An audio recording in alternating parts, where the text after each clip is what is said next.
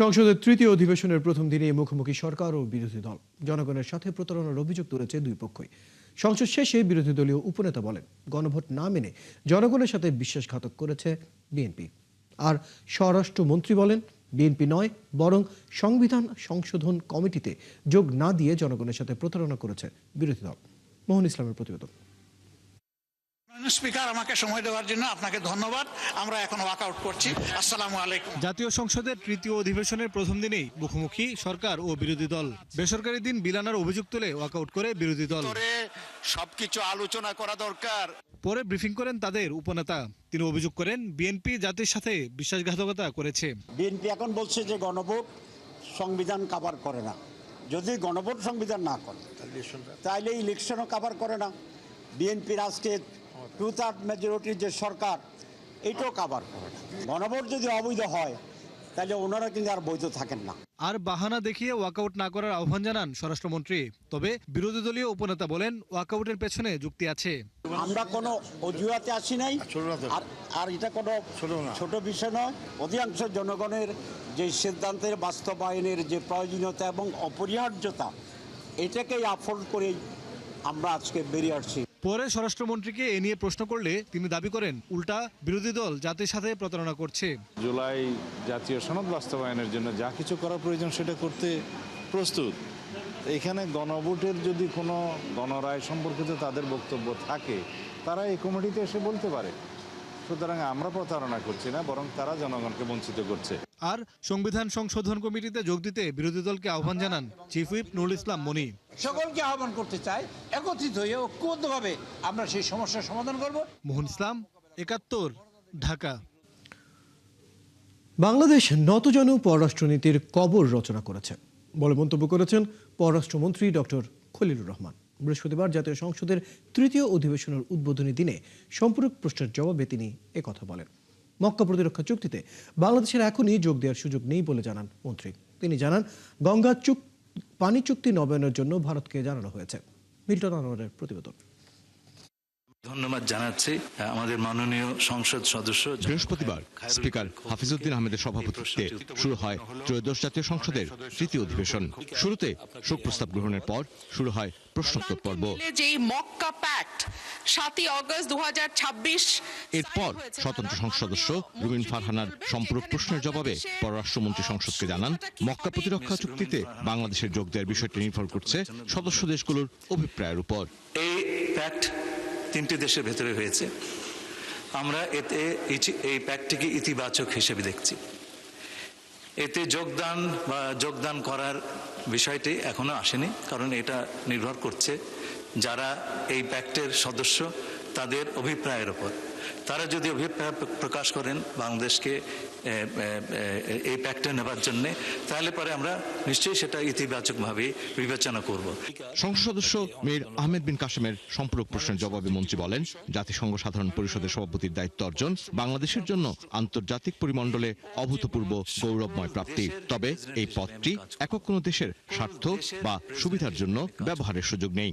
মাননীয় স্পিকার, আপনি যেমন সকল সংসদ সদস্যের স্পিকার, আমিও তেমনি সকল জাতিসংঘের সদস্য রাষ্ট্রের যে সংগঠন সাধারণ পরিষদ, তার প্রেসিডেন্ট হিসেবে কাজ করব। এখানে কোনো বিশেষ দেশের জন্য কাজ করার স্কোপ কম, এটা আমি আপনাদের সবাইকে অনুরোধ করছি, এটা বিবেচনা করবেন। বাংলাদেশ গর্বের সঙ্গে যোগ্যতার সঙ্গে এই দায়িত্ব পালন করবে যদি আমরা সকলের জন্য কাজ করি। আপনাকে অসংখ্য ধন্যবাদ। বাংলাদেশ নতজানু পররাষ্ট্রনীতির কবর রচনা করেছে দাবি করে মন্ত্রী সংসদকে জানান, গঙ্গা পানি চুক্তি নবায়নের জন্য ভারতকে চিঠি পাঠানো হয়েছে। আর কখনো বাংলাদেশ কারো কাছে মাথা নত করবে না। আমরা নতজানু পররাষ্ট্রনীতির কবর রচনা করেছি। বাংলাদেশে জলবায়ু পরিবর্তনের ক্ষতি মোকাবেলায় আন্তর্জাতিক পর্যায়ে কাজ চলছে বলেও জানান ডক্টর খলিলুর রহমান। আমাদের পররাষ্ট্রনীতির মিল্টন আনোয়ার, ৭১, ঢাকা। ডিসেম্বরের মধ্যে স্থানীয় সরকার নির্বাচন শুরু করতে চায় নির্বাচন কমিশন। এই জন্য তফসিল ঘোষণা হতে পারে সেপ্টেম্বরে। বৃহস্পতিবার দুপুরে ব্রিফিংয়ে এই তথ্য জানিয়েছেন প্রধান নির্বাচন কমিশনার এএমএম নাসির উদ্দিন। এ সময় সুষ্ঠুভাবে নির্বাচন করতে শিক্ষা প্রতিষ্ঠানগুলোকে দ্রুত বার্ষিক পরীক্ষা নেয়ার আহ্বানও জানান তিনি। বিস্তারিত জানাচ্ছেন ফরহাদ ইবনে মালেক। স্থানীয় সরকারের নির্বাচন কবে এ নিয়ে নানা জল্পনার পর একটি সম্ভাব্য সময়ের কথা জানালেন প্রধান নির্বাচন কমিশনার নিজেই। বৃহস্পতিবার নবনির্বাচিত রাষ্ট্রপতির সাথে সৌজন্য সাক্ষাৎ করেন প্রধান নির্বাচন কমিশনার সহ অন্যান্য কমিশনাররা। পরে আগারগাঁওয়ে ইসি ভবনে এসে সিইসি জানান, চলতি বছরের শেষ নাগাদ স্থানীয় সরকার নির্বাচন শুরু করতে চায় কমিশন।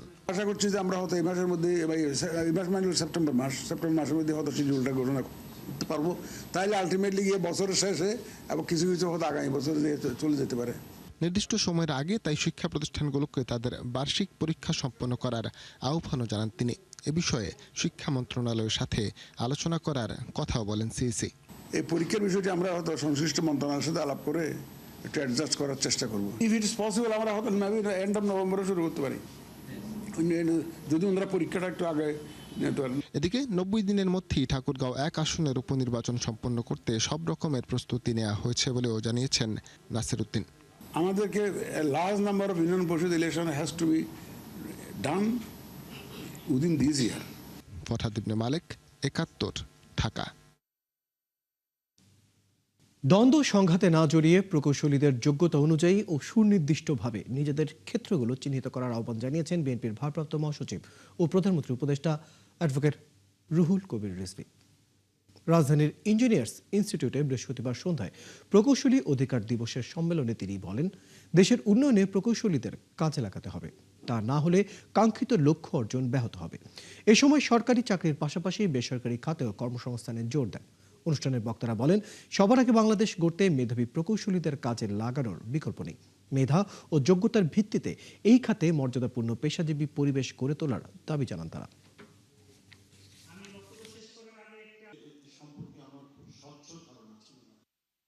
কাউকে বিচ্ছিন্ন করে, কাউকে অবহেলা করে, আবার কাউকে অতিমাত্রায় আমরা পৃষ্ঠপোষকতা দেওয়া, এটা অবশ্য একটি রাষ্ট্রের যদি এরকম বঞ্চনার যদি জায়গা থাকে, সে বঞ্চনার জায়গাও রাখতে হবে না। দেখতে হবে রাষ্ট্র এমন একটা লিয়াজো অফিসারের দায়িত্ব পালন করবে যার যে ক্ষমতা, যার যে দক্ষতা, যার যে মেধা, সেই অনুযায়ী যেন সে তার কাজ পায় এবং সে তার পরিবার এবং জীবনের ভরণ পোষণ করতে পারে।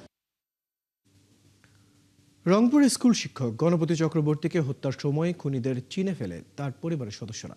সে কারণে তাদেরকে হত্যা করে মূল অভিযুক্ত সিদ্ধার্থ ও মুগ্ধ। তাদের ডোপ টেস্ট করা হচ্ছে, পাশাপাশি চলছে আলামতের ডিএনএ টেস্ট প্রস্তুতি। এক সংবাদ সম্মেলনে বৃহস্পতিবার এসব তথ্য জানান Rangpur metropolitan police commissioner Abdul Mahmud. এদিকে আলোচিত এই হত্যাকাণ্ডের প্রকৃত কারণ উদ্ঘাটনের দাবি জানিয়েছেন জামাত ইসলামীর সেক্রেটারি জেনারেল মিয়া গোলাম পারওয়ার। বিস্তারিত শাহ বাজিদ আহমেদের প্রতিবেদনে। রংপুরে আলোচিত শিক্ষক পরিবারের 4 জনকে শ্বাসরোধ করে হত্যা করেছে আসামি সিদ্ধার্থ ও মুগ্ধ। আবারও বললেন পুলিশ কমিশনার মোহাম্মদ আব্দুল মাহমুদ। তিনি আরো জানান, পোস্টমর্টেম রিপোর্টে ধর্ষণের কোনো আলামত পাওয়া যায়নি। দ্রুত আসামিদের ডোপ টেস্ট করা হচ্ছে, পাশাপাশি চলছে আলামতের ডিএনএ টেস্ট। ওনাদের ভেজাইনাল সোয়াব নেওয়া হয়েছিল, কোনো ধর্ষণের আলামত পাওয়া যায় নাই। আর অ্যাসফেক্সিয়া বা গলায় শ্বাসরোধ করলে এটা আপনারা জানেন, এটা যাদের অভিজ্ঞতা আছে, বীর্য বের হয়ে যায়, মলমূত্র বের হয়ে যায়। কমিশনার বলেন, ইয়াবা সেবন দেখে ফেলায় প্রথমে শিক্ষক গণপতি চক্রবর্তীকে, পরে তার স্ত্রী ও মেয়েকে এবং সবশেষ শিশু প্রিয়ম আসামি সিদ্ধার্থকে চিনে ফেলায় তাকেও শ্বাসরোধ করে হত্যা করে। তিনি আরো জানান, সিদ্ধার্থদের পৈতৃক জমি কিনে নেওয়ার গণপতি চক্রবর্তীর উপর ক্ষোভ থাকতে পারে সিদ্ধার্থের। সকালে গণপতি স্যার ছাদে হাঁটতে এসে তাদের দেখে ফেলে ধমক দেয় এবং জোরে জোরে বলে, তোরা এত সকালে এখানে কি করিস? তখন তাদের মাথা কাজ করছিল না, তারা মান সম্মানের ভয়ে গলায় গামছা পেঁচিয়ে মুগ্ধ দাস এবং সিদ্ধার্থ দাস গামছা দিয়ে টান মেরে ফেলে। আমরা মেডিকেল থেকে যে রিপোর্ট পেয়েছি, সেটা ময়নাতদন্তের রিপোর্টে সেখানেও চলে আসছে যে এটা অ্যাসফেক্সিয়া বা শ্বাসরোধ কারণে হত্যা। এদিকে নগরীর শাপলা চত্বরে দলীয় কার্যালয়ে এই হত্যাকাণ্ড নিয়ে সাংবাদিকদের সাথে মতবিনিময় করেন জামাতের সেক্রেটারি জেনারেল। সাংবাদিকদের তিনি জানান, এই হত্যাকাণ্ডের সুষ্ঠু তদন্ত ও বিচার চায় জামাত ইসলামী। প্রশাসনকে হত্যাকাণ্ডের মূল রহস্য কারণ, হত্যাকাণ্ডের সাথে জড়িতদেরকে খুঁজে বের করার জন্য আমি জামাত ইসলামের পক্ষ থেকে আজকের এই সাংবাদিকদের মত বিনিময় সভায় আমি জোর দাবি করছি। এর আগে এই নৃশংস ঘটনার বিচারের দাবিতে বিক্ষোভ করে জামাত, পরে ঘটনাস্থল পরিদর্শন করেন জামাতের নেতারা। শাহ বাইজিদ আহমেদ, ৭১, রংপুর। ইউক্রেনের ফ্রন্টলাইন যুদ্ধে ড্রোন হামলায় গুরুতর জখম হয়ে দেশে ফিরেছেন ঝিনাইদহের রাজন। চাকরির প্রলোভনে রাশিয়ায় গিয়ে তিনি সেনাবাহিনীর কাছে বিক্রি হয়েছিলেন। আহত হওয়ার পর রুশ সরকার তার অসহায়ত্বের দায় নেয়নি। এখন দালাল ও রিক্রুটিং এজেন্সির বিচার চান রাজন। একই সঙ্গে চান চিকিৎসার খরচ ও ক্ষতিপূরণ। রাজীব হাসানের তথ্য ও ছবিতে প্রতিবেদন। অভাবের সংসারে সচ্ছলতা ফেরাতে ধার দেনা ও এনজিও থেকে 10 লাখ টাকা ঋণ করে নির্মাণ শ্রমিকের কাজে রাশিয়ায় যান ঝিনাইদহের রাজন হোসেন সহ 30 জন বাংলাদেশি। তিনি জানান, মস্কো বিমানবন্দরে পৌঁছানোর পর তাদের নেওয়া হয় ওয়ারেনবার্গের একটি হোটেলে। 4 দিন পর ব্যাংক কার্ড ও সিম কার্ড দেওয়ার কথা বলে বিভিন্ন কাগজে সই নেয় দালালরা। পরে রাশিয়ার সেনা ক্যাম্পে 21 দিন প্রশিক্ষণ শেষে তাদের পাঠানো হয় ইউক্রেনের ফ্রন্ট লাইনে। প্রথম দিনে ড্রোন হামলায় প্রাণ হারান 17 জন বাংলাদেশি। তৃতীয় দিনে আহত হন রাজন। আমি গত 7 মে 2026 সালে সোহেল আর লেন্টুর মাধ্যমে জাবেলে নূর এজেন্সির মাধ্যমে আমি রাশিয়ায় যাই। আমি ওনাদের কাছে বই জমা দিয়েছিলাম যে বিদেশ যাওয়ার উদ্দেশ্যে। ওনাদের বলছিলাম সৌদি অথবা মালয়েশিয়া দেওয়ার জন্য, কিন্তু উনি রাশিয়ায় দিয়ে দেয়। ওনাদের এটা বলেছি যে এখানে যুদ্ধ চলতেছে, এখানে যাবো না, সৌদি বা মালয়েশিয়া দেন। বলতেছে কোনো সমস্যা নেই, যে এলাকায় যুদ্ধ আছে তোমাদের এলাকায় দেবে না, অন্য এলাকায়। রাশিয়া নিয়ন্ত্রিত ইউক্রেনের একটি হাসপাতালে আশ্রয় নেন তিনি। পরে এক চিকিৎসকের সহায়তায় 23 আগস্ট ঝিনাইদহের কালীগঞ্জের গয়েশ্বরপুর গ্রামের বাড়িতে ফেরেন রাজন। এজেন্সি সহ এরা একসাথে চুক্তি করে হয়তো আমাদেরকে সবাইকে বেঁচেছে, 30 জনকে। এই সরকারের কাছে কি চান? এই সরকারকে আমাদের যে 30 জনকে পাঠাইছি, 30 জনের ফ্যামিলি আর্থিকভাবে অনেকই, তারপরে যে ওইখানে 17 জন অলরেডি মারা গেছে, আর বাকি যারা আছে আমি চাই যে তাদেরকে ফিরে নিয়ে আসার ব্যবস্থা করুক। একইভাবে প্রতারণার শিকার হয়েছেন কালীগঞ্জের 2 জন, একতারপুরের লেন্টু ও যশোরের সোহেল। অর্থাভাবে তারাও চিকিৎসা করাতে পারছেন না। এখন অভিযুক্ত রিক্রুটিং এজেন্সি জাবালি নূরের কাছে ক্ষতিপূরণ দাবি করেন ভুক্তভোগীরা। শুনছি কি আছে রাশিয়ায় যাতে অনেক টাকা লাগে, তাই না, মাত্র 7 লক্ষ টাকা লাগছে প্রতি মাসে। 1.5 লাখ টাকা করে আছে মাসে পাবে সে। কাজের জন্য ছেলে দিছি, তারা নিয়ে যে যুদ্ধায় দিয়ে আমার ছেলেটা যে এইভাবে ক্ষতি করে দিয়েছে। আমার ভাইয়ের সাথে যে প্রতারণাটা হয়েছে, রাশিয়ায় নিয়ে যে যুদ্ধের ময়দানে বিক্রি করেছে, আমি এর বিচার চাই। এরা জানে সবকিছু, জানার পরেও এরা এই যে পরে এটা যখন একটা ঘটনা ঘটে যায়, এরা কোনো দায়বদ্ধতা নেই না। যে এই সমস্ত দালাল চক্রের কঠিন শাস্তি হওয়া উচিত। এ বিষয়ে কালীগঞ্জ থানার ভারপ্রাপ্ত কর্মকর্তা জানান, ক্ষতিগ্রস্ত পরিবারগুলো অভিযোগ দিলে তদন্ত করে জড়িতদের বিরুদ্ধে ব্যবস্থা নেওয়া হবে। মানব পাচার ও আদিবাসী যে আইনের অপরাধগুলো, এটা ফৌজদারি অপরাধ। এই বিষয় ওইটাই, যদি আমাদের কাছে কেউ অভিযোগ করে, অভিযোগের সুষ্ঠু তদন্ত হবে এবং আইনগত ব্যবস্থা গ্রহণ করা হবে। শাকিলা শম্পা, ৭১। আধিপত্য নিয়ে কক্সবাজারের রুখিয়ায় সশস্ত্র গোষ্ঠী আরএসওর এবং AR এর মধ্যে গোলাগুলিতে মা ও ছেলে গুলিবিদ্ধ হয়েছে। বৃহস্পতিবার বিকেলে কুতুপালং রোহিঙ্গা ক্যাম্পে 8 ওয়েস্টে এই ঘটনা ঘটে। 8 APBN এর অধিনায়ক জানান, গুলিবিদ্ধ 6 বছরের শিশু বাপ্পির মাথায় ও তার মা তাহেরের পেটে গুলি লেগেছে। এদিকে আহত তাহেরা জানান, ছেলেকে সাথে নিয়ে বসেছিলেন তিনি। এ সময় সশস্ত্র 2 গোষ্ঠীর মধ্যে গোলাগুলি শুরু হলে একটি গুলি এসে বাপ্পির মাথায় লাগে, পরে সেটি তার পেটে বিঁধে যায়। আশেপাশের মানুষ তাদের উদ্ধার করে প্রথমে ক্যাম্পে নিয়ে MSF হাসপাতালে নেয়। সেখানে প্রাথমিক চিকিৎসা শেষে উন্নত চিকিৎসার জন্য পরে তাদের কক্সবাজার সদর হাসপাতালে পাঠানো হয়। এ বিষয়ে প্রয়োজনীয় ব্যবস্থা নেওয়া হচ্ছে বলে জানিয়েছেন 8 ABPN এর অধিনায়ক।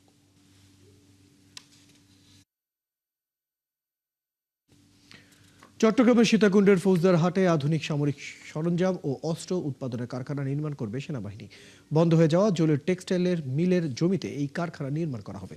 সরকারের পক্ষ থেকে প্রতীকী মূল্যে বৃহস্পতিবার দুপুরে সেনাবাহিনীর কাছে প্রায় 55 একর জায়গা হস্তান্তর করেছে বাণিজ্যমন্ত্রী আব্দুল মোক্তাদির চৌধুরী। সাইফুল ইসলাম শিল্পীর তথ্য ছবিতে প্রতিবেদন। নানা সংকট ও প্রতিকূলতার কারণে চট্টগ্রামে 2004 সালে বন্ধ হয়ে যায় সুতা ও কাপড় উৎপাদনের জন্য প্রসিদ্ধ প্রতিষ্ঠান জলিল টেক্সটাইল। এরপর থেকে পরিত্যক্ত অবস্থায় পড়েছিল কারখানাটি। সেখানেই এবার অস্ত্র কারখানা নির্মাণের উদ্যোগ নিয়েছে সেনাবাহিনী।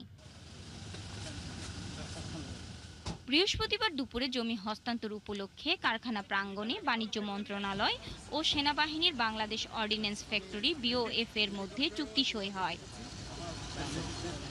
এ সময় আধুনিক সামরিক সরঞ্জাম ও অস্ত্র উৎপাদনের জন্য নতুন প্লান্ট স্থাপনের পরিকল্পনার কথা জানান সেনাবাহিনীর BOF এর দায়িত্বপ্রাপ্ত কর্মকর্তারা।